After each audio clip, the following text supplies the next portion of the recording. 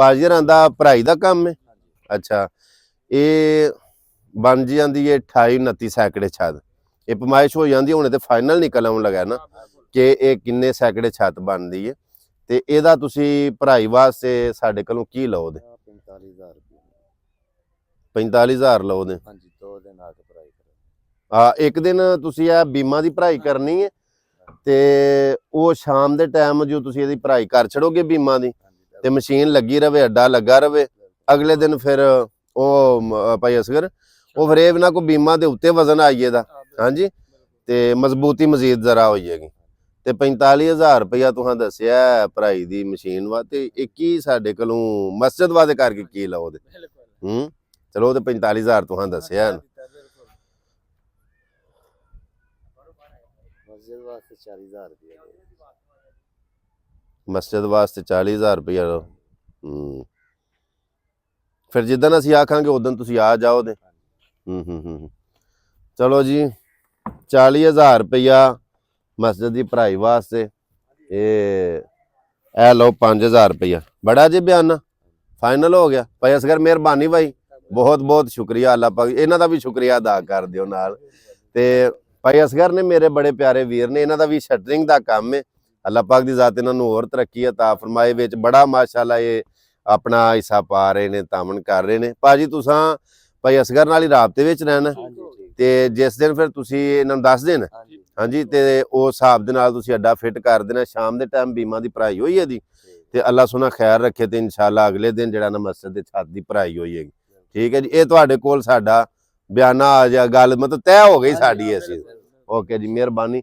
ਲਓ ਜੀ, ਜਿਹੜੇ ਸਾਡੇ ਸਾਥੀ ਦੋਸਤ ਭਾਈ ਵੇਖ ਰਹੇ ਨੇ ਉਹਨਾਂ ਸਾਰਿਆਂ ਨੂੰ ਇਸ ਚੀਜ਼ ਦੀ ਇੱਕ ਖੁਸ਼ਖਬਰੀ ਵੀ ਹੈ ਕਿ ਅਸੀਂ ਜਿਵੇਂ ਲੱਗੇ ਸਾਂ ਨੀਹਾਂ ਤੋਂ ਲੈ ਕੇ ਤੇ ਐਂਡ ਤੱਕ, ਤੇ ਅੱਲਾ ਦਾ ਸ਼ੁਕਰ ਹੈ ਛੱਤ ਦੇ ਆਖਰੀ ਮਰਾਖਲ ਭਰਾਈ ਵਾਸਤੇ, ਲੈਂਟਰ ਪੈਣ ਵਾਸਤੇ, ਯਾਨੀ ਉਹ ਸਰੀਏ ਦੀ ਜਿਹੜੀ ਪਮਾਇਸ਼ ਹੁੰਦੀ ਹੈ ਭਾਈ, ਇਹ ਮਾਸ਼ਾਅੱਲਾ ਅੱਜ ਪਮਾਇਸ਼ ਲੈਂਦੇ ਨੇ ਪਏ ਤੇ ਠੀਕ 1-2 ਦਿਨ ਦੇ ਵਿੱਚ ਉਹਨਾਂ ਮਾਲ ਕੱਟਣਾ, ਬੰਨਣਾ, ਜਾਲ ਬਣਾਉਣਾ। ਕਿਉਂਕਿ ਇਹ ਜਿਹੜੇ ਬੀਮ ਨੇ ਨਾ, ਇਹ ਬੀਮਾਂ ਦੇ ਵਿੱਚ ਮੋਟਾ ਸਰੀਆ ਪੈਂਦਾ ਔਰ ਉਹ ਸਰੀਆ ਜਦੋਂ ਪਾ ਲੈਣਦੇ ਤੇ ਉਹ ਗੱਲ ਹੋ ਗਈ ਅੱਗੇ ਸਾਡੀ ਉਹਨਾਂ ਦੇ ਨਾਲ। ਇਨਸ਼ਾਅੱਲਾ ਉਹ ਇੱਕ ਦਿਨ ਬੀਮ ਭਰ ਲੈਣਗੇ ਤੇ ਅਗਲੇ ਦਿਨ ਫਿਰ ਅਸੀਂ ਕੰਮ ਮਜ਼ਬੂਤੀ ਹੋਵੇ ਇਹਦੇ ਵਿੱਚ, ਯਾਨੀ ਕੰਪਰੋਮਾਈਜ਼ ਨਹੀਂ ਕਰਨਾ। ਅੱਲਾ ਦੇ ਘਰ ਦਾ ਛੱਤ ਹੈ, ਇਹਦੇ ਵਿੱਚ ਕੰਪਰੋਮਾਈਜ਼ ਨਹੀਂ ਕਰਨਾ। ਇਹਦੇ ਵਿੱਚ ਜਿੰਨਾ ਹੋ ਸਕੇ ਮਜ਼ਬੂਤੀ ਬੀਮ 'ਚ ਵੀ ਬਣਾਉਣੀ ਹੈ ਤੇ ਉੱਤੇ ਛੱਤ ਵੀ ਖੁੱਲਾ ਨਹੀਂ ਪਾਣਾ, ਸਰੀਆ ਕਰੀਬ ਰੱਖ ਕੇ ਮਟੀਰੀਅਲ ਜਿਹੜਾ ਨਾ, ਕਿਉਂਕਿ ਇਹ ਹੈ ਜ਼ਰਾ ਬਾਰ-ਬਾਰ ਹੈ।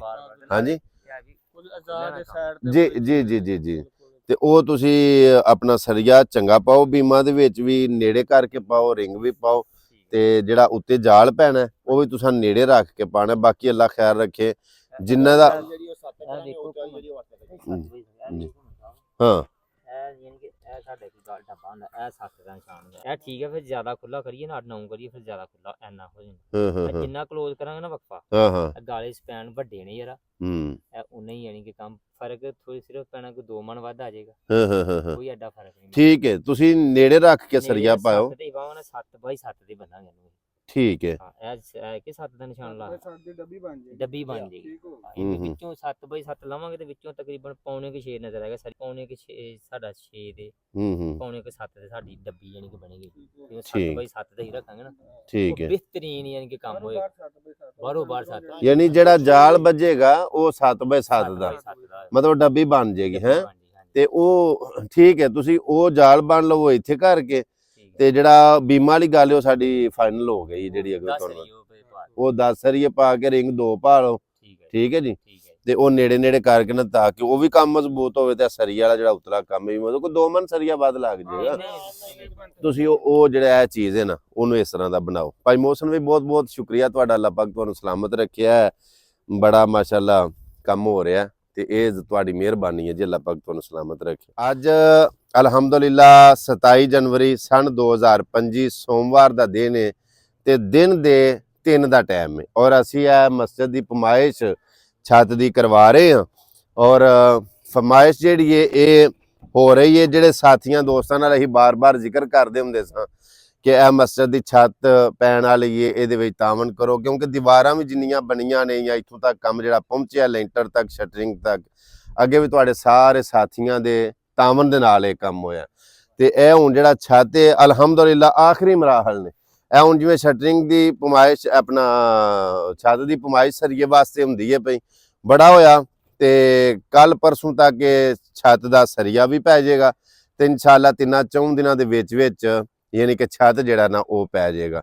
ਬਾਕੀ ਜਿਹੜੇ ਦੋਸਤ ਸਾਡੇ ਵੇਖਣ ਵਾਲੇ ਚਾਹੇ ਪਾਕਿਸਤਾਨ ਨੇ, ਅੰਦਰੂਨ ਮੁਲਕ ਨੇ, ਬਰੂਨ ਮੁਲਕ ਨੇ, ਉਹਨਾਂ ਸਾਰਿਆਂ ਅੱਗੇ ਇਹ ਅਪੀਲ ਹੈ ਕਿ ਜਿੰਨਾ ਹਿੱਸਾ ਪਾ ਸਕਦੇ ਹੋ ਇਹਦੇ ਵਿੱਚ ਆਪਣਾ ਹਿੱਸਾ ਪਾਓ। ਅੱਲਾਹ ਪਾਕ ਤੁਹਾਨੂੰ ਜਜ਼ਾਏ ਖੈਰ ਅਤਾ ਫਰਮਾਏ।